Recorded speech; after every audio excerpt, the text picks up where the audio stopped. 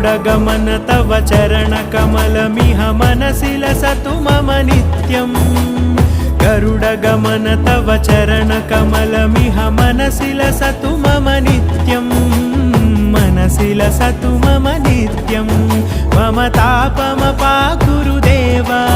मम पापमपाकुरु देव मम तापमपाकुरु देव मम पापमपाकुरु देव